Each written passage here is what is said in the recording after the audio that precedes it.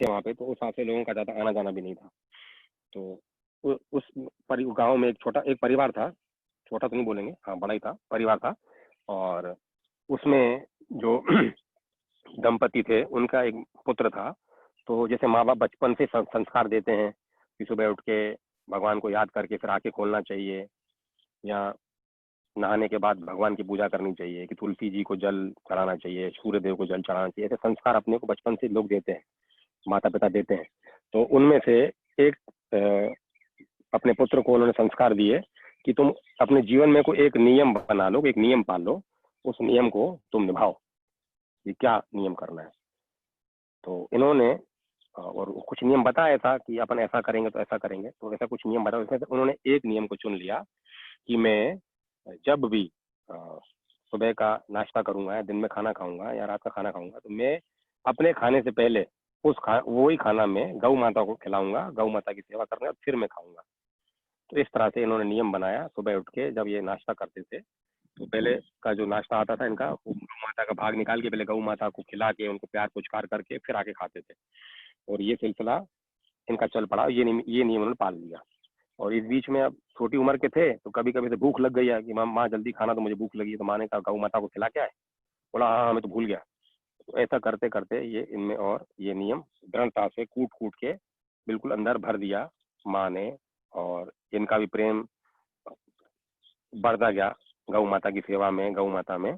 ऐसा निरंतर अनवरत ये काम चलता रहा। और ये करीब करीब करते करते इनकी उम्र हो गई 21 साल के आसपास।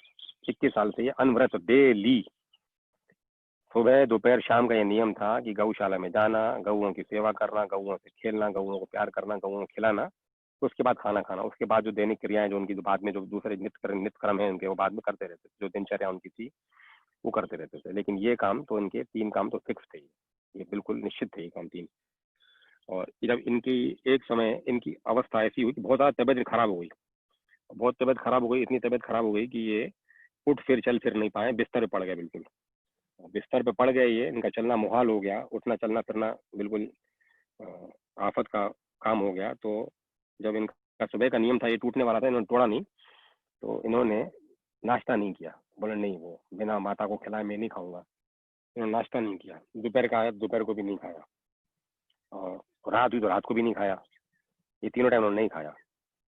तो फिर दूसरे दिन फिर वैद्य भी आया। तो वैद्य ने कहा तुम ऐसा खाना पीना छोड़ दोगे तो औषधि भी काम नहीं करेगी, तुम्हारी तबीयत ठीक नहीं होगी, तुम्हारी और स्थिति बिगड़ती चली जाएगी। तो अपनी हालत का ध्यान दो और अच्छे से खाओ पियो और अपना ख्याल रखो। तो बोला नहीं, जो मेरा नियम है उस नियम को पूरा किए बिना मैं खाऊंगा नहीं। और ऐसा करते करते इनके करीब 3 से 4 दिन बीत गए। 3 से 4 दिन उन्होंने कुछ नहीं खाया न पिया। और परिवार में दूसरे जो लोग थे, जो दूसरे मर्द थे, किसी को कुछ काम था, किसी को कुछ काम था, तो अगर अपने अपने काम, कोई खेती बाड़ी कर रहा है, तो कोई घर की देखभाल कर रहा है, तो कोई गायों की सेवा कर रहा है, तो गायों को चराने जा रहा है। तो जो जिनके पास ड्यूटी थी, कोई गाय को नहलाता था, कोई गाय को चारा डालता था, कोई गाय को जंगल ले जाता था। तो वो सब अलग अलग टाइम पे सब लोग कर रहे थे, अपने काम में लगे थे, लीन थे, तल्लीन थे। लेकिन यहाँ पे जैसे इन्होंने अन्न जल छोड़ दिया था, तो वहाँ पे गौ माता ने भी न खाया, न पिया, न किसी चीज में ध्यान दिया। अच्छा, चूंकि ड्यूटी सबकी अलग अलग थी, इसलिए कोई पहचान नहीं, समझ नहीं पाया, अपन चर्चा नहीं हो पाई। किसने सोचा इसने डाले, उसने खिला दिया होगा, इसने उसने खिला दिया होगा। तो ऐसे ही करते करते 3 से 4 दिन बीत गया और इनकी स्थिति और ज्यादा खराब हो गई। बहुत ज्यादा गंभीर हो गए, बिल्कुल मरणासन हो गए। अगर आज के शब्दों में उसका वर्णन करूँ, समझो कोमा में आ गए। और कोई औषधि, कोई वैद्य की तरकीब वहाँ काम नहीं कर पाई। तो फिर परिवार में बात होने लगी कि ये खा नहीं रहा और ये गाय को बिना खिलाता नहीं है। तो दूसरों ने सुना, क्योंकि ये जो इनका व्रत नियम था, अब प्राय घर में इतने लोग रहते हैं, तो माँ को तो मालूम था और घर की महिलाओं को तो मालूम था, अन्य पुरुषों को मालूम नहीं था। बच्चे भी अपने घर में थाली लेके जाते हैं, कमरे में खा रहे हैं, क्या कर रहे हैं, किसको खिला रहे हैं, अपन समझ नहीं पाते, देख नहीं पाते। तो कुछ चीजें मर्दों को मालूम नहीं थी कि भाई इसका ये नियम है कि ये बिना गाय को खिला के नहीं खाता। तो आपस में बात कर रहे थे कि जब से ये भी नहीं खा रहा तो गाय भी नहीं खा रही। और ये तो उन्होंने बात पकड़ ली कि हाँ, ये जो इसका नियम है, ये 4 दिन से इसने भी नहीं खाया, तो 4 दिन से गाय माता भी नहीं खाया। तो इनको जैसे तैसे चलने की स्थिति में थे ही नहीं, जैसे तैसे उठा के ये गाय जी माता के पास लेके, अब ये ठीक है, अब ये नहीं खा रहा, कम से कम गाय माता तो खा ले, ये तो अब जाने वाला है बिल्कुल। अब कोमा मतलब संभावना रेशो होता है 90-10 का होता है, कि 90% मुश्किल आदमी बच पाए और 10% बच पाए। तो उससे भी गंभीर इनकी स्थिति हो गई थी। तो परिवार वालों ने कहा कि भाई अब कम से कम नहीं तो गाय माता तो खाए। तो ये इनको गाय माता के पास गाय के बाड़े में ले गए। और जैसे ही इनको गाय माता के पास ले गए, लेटाया इनको, तो गाय माता जो थी वो झुंड के झुंड वहां आई और उनको अपनी जीभ से चाटने लगी, सब की सब। कोई उनके गाल को चाटे, कोई उनके हाथ को चाटे, कोई पेट को चाटे, कोई पीठ को चाटे, कोई पैर को चाटे। ऐसे माँ बड़े वात्सल्य से प्रेम से चाटने लगी और इतना प्रेम भरी उससे इनको चाटने लगी कि माँ के स्तनों से दूध निकल आया, गाय माँ के दूध खुद ही झरने लगा। और इनके चाटते चाटते उनके शरीर में धीरे धीरे बल पौरुष आता गया, बल आता गया, और उनकी आदि व्याधि जो थी बीमारी वो जाती रही। और गाय के थनों से दूध छिरा था वो उस उनके मुंह में गया। और जैसे ही वो दूध उनके मुंह में गया, जैसे नहीं कोई संजीवनी बूटी सुंघा ले, खिला दे, कोई ऐसी एनर्जी की कोई इंजेक्शन बूस्टर दे दे एनर्जी का, और फट से आदमी खड़ा हो गया, बिल्कुल खड़े हो गए। और परिवार वाले भी देख के दंग रहे कि ऐसा हो गया। इन्होंने गाय ने चाटा इनको और चाट के इनकी बुरी बीमारी दूर कर दी, और थोड़ा दूध पिया, दूध से इनकी शक्ति संचार ऐसा हो गया कि बिल्कुल बलिष्ठ हो गए, खड़े हो गए। और इधर परिवार वाले सब खड़े हो गए आके आपस में, तो थोड़ी गाय माता सब दूर हो गई। तो जब इन्होंने देखा कि गाय यहाँ है, और तो उनमें से एक गाय को वो गाय उनको बहुत प्रिय थी, उस गाय को नाम लेके बुला, सभी गायों को नाम लेके बुलाते थे, सबसे ज्यादा प्यार करते थे, बुलाते थे, उनमें से एक गाय बहुत प्रिय थी। तो उसको बोला तुम क्यों दूर खड़ी हो? तो वो गाय फिर उनके पास आई, फिर बड़े प्रेम से, जैसे माँ से बच्चा बच्चे से माँ लिपटती है, ऐसे बड़े प्रेम से बड़ा दुलार किया, उनको पुचकारा, उनको प्यार किया। और गाय ने भी ऐसा उनको प्यार दुलार दिया। और फिर बोला कि ये इनको आपने अच्छी सेवा की, मैं तो बीमार था उस दिन, मैं उठ नहीं पाया, कुछ दे नहीं पाया, बोले नहीं, इन्होंने भी तुम्हारी वजह से नहीं खाया है, जिस दिन तुमने खाना बंद किया उस दिन से इन्होंने खाना बंद कर दिया है। तो ऐसा करके वो बिल्कुल ठीक हो गए और गाय माता भी फिर खाने पीने लगी। और इस बात की चर्चा, छोटा गांव था, मैंने कहा छोटे गांव में लोगों का आना जाना बहुत कम था, लेकिन इस बात की चर्चा कि आदमी जो जिसका नियम पाला था उस नियम पे चला वो, और उसने गाय माँ को इतना प्यार दिया और गाय माता ने इनको इतना प्यार दिया कि उसने खाना पीना ही छोड़ दिया। गाय माता ने खाना पीना छोड़ दिया और मरणासन पहुंच गए, और गाय माता ने चाट चाट के इनको ठीक कर दिया और गाय के दूध से बिल्कुल खड़े हो गए। संजीवनी का काम किया गाय के दूध ने, और उसके इसके नियम ने गाय को बांधा, गाय को प्रेम से बांधा, और गाय ने भी अपने प्रेम से इनके पिए खाना सब छोड़ दिया था, और ऐसा करने से ये बिल्कुल ठीक हो गया। तो इस चर्चा थोड़ी यहाँ फैली। गुरुजी भी आए, फिर वहां पे गुरुजी ने भी उनको बड़ा आशीर्वाद दिया, उनके गुरुजी भी आए गाँव में, उन्होंने भी इनको बड़ा प्यार दुलार दिया कि तुम बड़े महान हो, तुम्हारी वजह से ऐसा ऐसा हुआ है।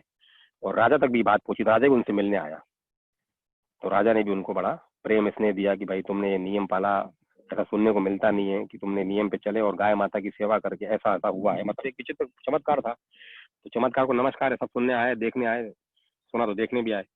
तो इस बीच में क्या हुआ, ये तो इसके परिवार की बात हो गई, ऐसा परिवार में हुआ था। तो दूसरी बात ये होगी, कथा का दूसरा मोड़ ये होगा कि बात जब फैली तो राजा भी आए, गुरु भी आए।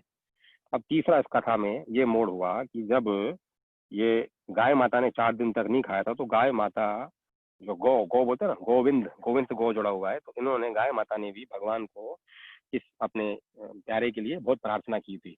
जैसे अपन वैंकुट लोग बोलते हैं, उसी तरह से गोलोक भी, वैंकुट का नाम गोलोक भी बोलते हैं उसको, एक नाम गोलोक भी है। तो गोलोक जिसमें गांव में 33 करोड़, गाय में 33 करोड़ देव देवता बसते हैं, वास करते हैं।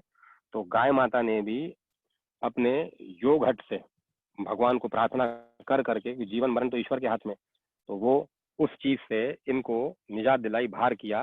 प्रेम से उन्होंने गाय माता को बांधा और गाय माता प्रेम से इनसे बंधी रही, और गाय माता ने 4 दिन बिना अन्न जल खाए वो भी प्रभु से इस बात की लय लगी रही कि इसको ठीक करो, इसको जीवन दान दो।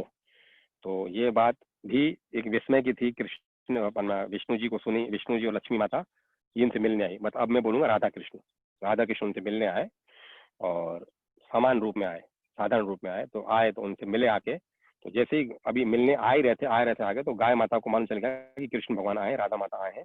तो जैसे नहीं किसी को सींग से पकड़ के, मुंह से, दांत से पकड़ के, कपड़े पकड़ के खींच के वहां तक ले आए, तो ये खुद उस अपने बालक को, 21 साल का जो बच्चा था जिनका वो नियम था पाला हुआ, तो उनको खींच खींच के वहां तक ले आए जहाँ तक राधे कृष्ण आए हुए थे। तो वो वहां पे ले आए। तो इन्होंने सिर्फ गाय माता की सेवा की थी, उन्होंने ऐसा कोई संत पना वाला काम या कोई ऐसे दूसरे नियम नहीं, कोई ऐसी भारी आराधना, साधना, पूजा, तपस्या नहीं की थी। इन्होंने सिर्फ केवल गाय माता की सेवा की थी, एक नियम बना था, नियम पे चलते रहे, नियम का पालन करते रहे। तो जब ये आए वहां पे, उनसे मिले श्री हरि विष्णु और लक्ष्मी माता आई थी, जब राधे कृष्ण आए थे जो, तो राधे कृष्ण को सामने से बोला कि आप राधा माँ हैं, आप कृष्ण जी हैं, सामने से बोला। तो वो उससे पहले बोले बोले इससे पहले ही गाय माता अपना यूं गर्दन हिलाने लगी, हाँ हाँ तुम सही बोल रहे हो, ये गाय माँ, ये कृष्ण भगवान है और राधा माँ है। तो बोला हाँ हम, फिर उन्होंने स्वीकार भी किया कि हम कृष्ण हैं और राधा हैं, और हम तुमसे मिलने आए हैं कि हमने देखा कि गाय की सेवा करने से, और गाय ने हमें जिसके लिए प्रार्थना की है वो ऐसा कौन है जिसने ऐसा अच्छा काम किया है और इतना प्रेम से गाय से नाता रखा है, और गाय माता ने जिसके लिए हमें इतना प्रेम से प्रार्थना की और खाना पीना छोड़ दिया, हम तुमसे इसलिए मिलने आए। तो जो गाय का झुंड इकट्ठा हुआ और जो अजनबी घर में आए तो परिवार वाले भी इकट्ठे हो गए कि क्या हुआ क्या हुआ, तो बोला ये राधे कृष्ण आए। फिर वो राधे कृष्ण आए, फिर सबको उन्होंने दर्शन दिए और उनके हाथ से खाया, वो राधा कृष्ण ने खाया भी उनके हाथ से, भोजन भी किया।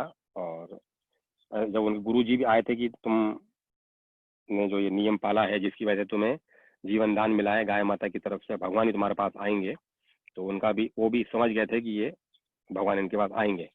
ऐसा करके इनको राधे कृष्ण की कृपा के ये पात्र बने, केवल एक नियम पालने से और गौ सेवा करने से प्रेम दिया और प्रेम लिया इन्होंने गाय से।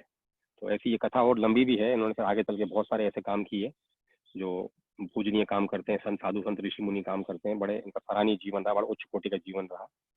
तो ये कथा का सार था कि इन्होंने जीवन में एक नियम बनाया, उस नियम को पाला और गौ माता की सेवा की, तो गौ माता ने भी उनको प्रेम के बदले में प्रेम दिया।